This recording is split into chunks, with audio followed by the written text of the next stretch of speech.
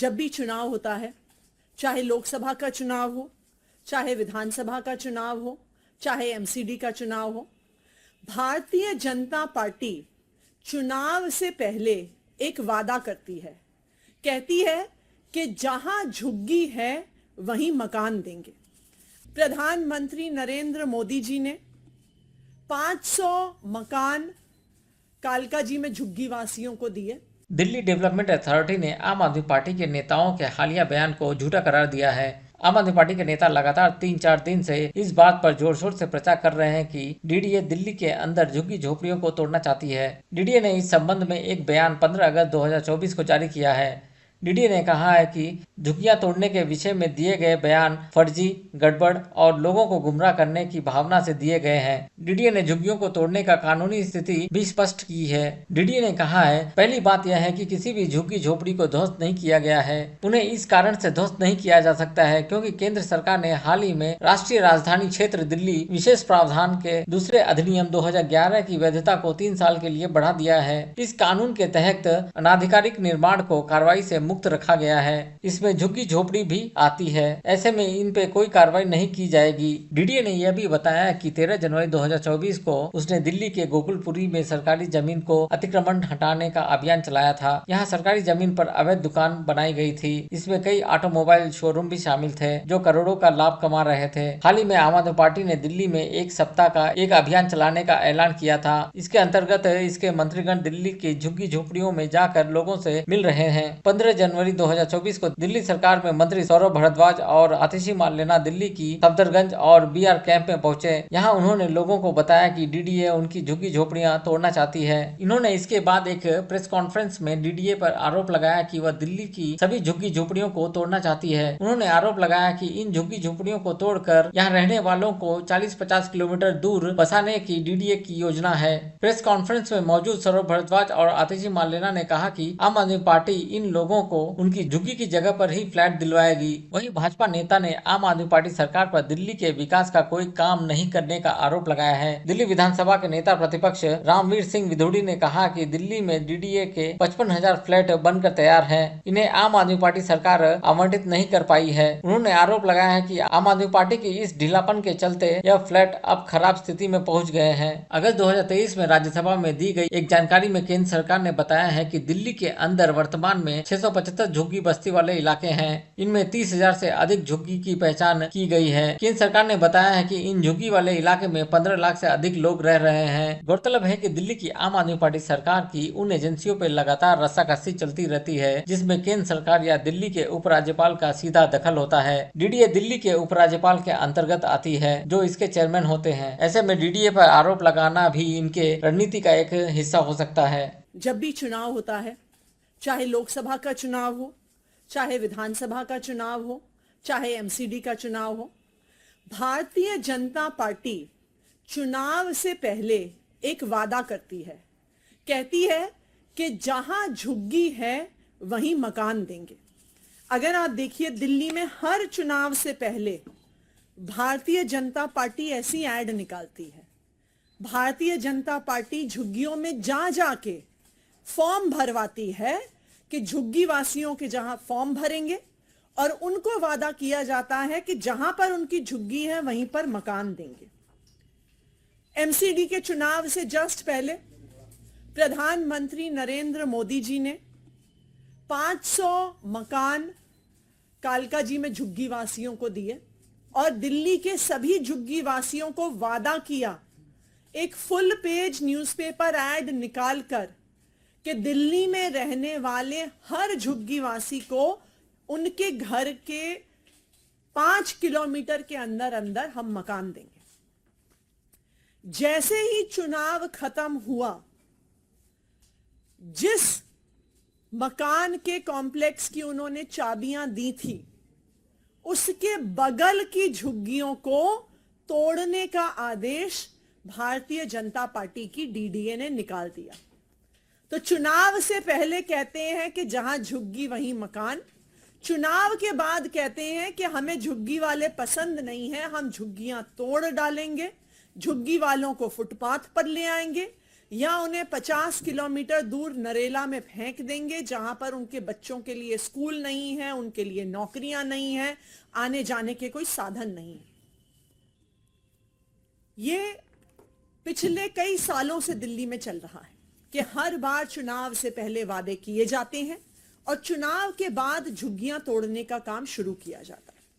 लेकिन अब एक सिस्टमैटिक तरीके से भारतीय जनता पार्टी द्वारा शासित केंद्र सरकार एक साजिश रच रही है दिल्ली से पूरी तरह से झुग्गियों को साफ करने की।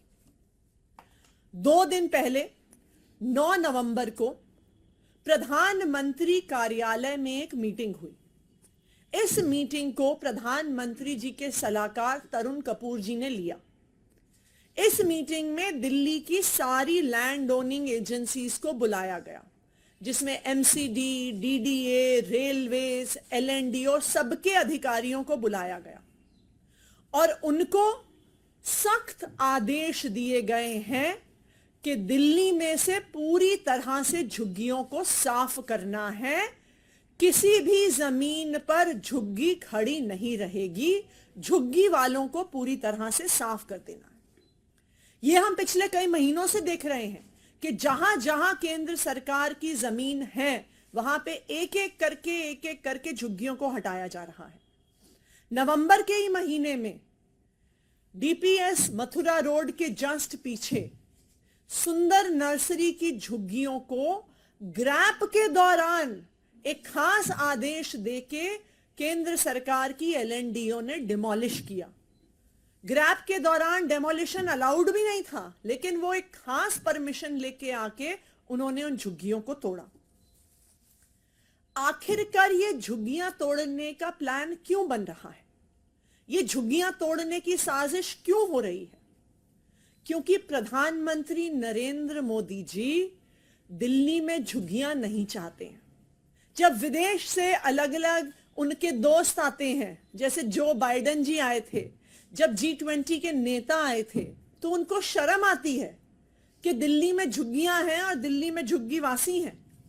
जब G20 का समिट हुआ था तो दिल्ली की झुग्गियों को इस तरह से हरे कपड़े से छुपाया गया था।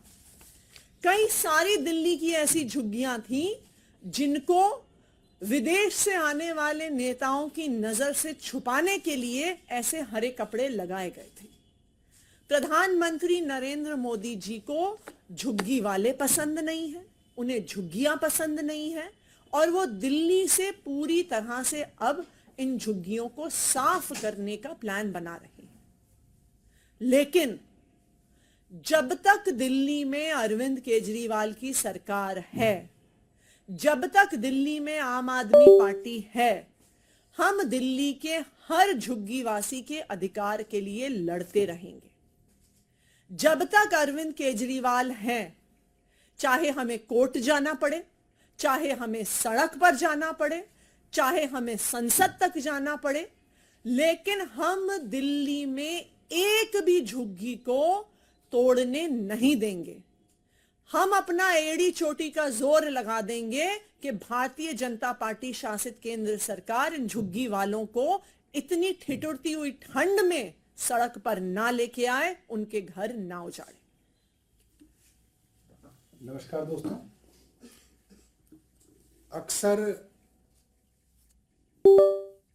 जितने भी बड़े शहर हैं, चाहे वो बॉम्बे हो, दिल्ली हो, कलकत्ता हो, सब में अलग अलग जगहों पे जे क्लस्टर्स हैं और जे क्लस्टर्स समाज की सच्चाई है।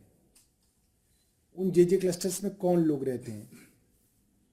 जो भी अपर मिडिल क्लास लोग हैं। आपके घर में सफाई करने वाली मेड, आपके बच्चों को पालने वाली आया, आपके घर का ड्राइवर, आपके कपड़े प्रेस करने वाला धोबी, ये सभी लोग, आपका चौकीदार, आपका सब्जी वाला, आपका फल वाला, सब लोग ये आसपास के झुग्गी क्लस्टर्स पे रहते हैं।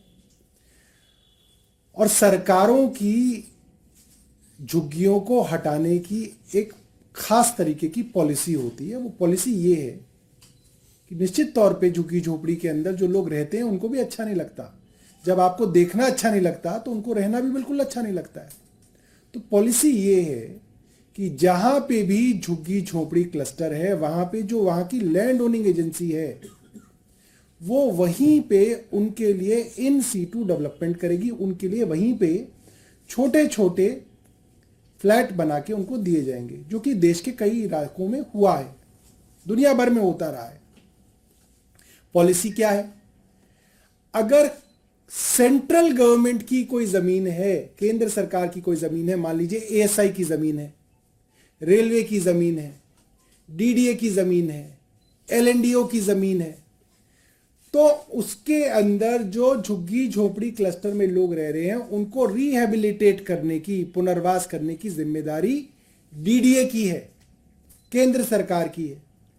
अगर दिल्ली सरकार की जमीन है तो उसमें पुनर्वास करने की जिम्मेदारी डूसिब की है, दिल्ली सरकार की है।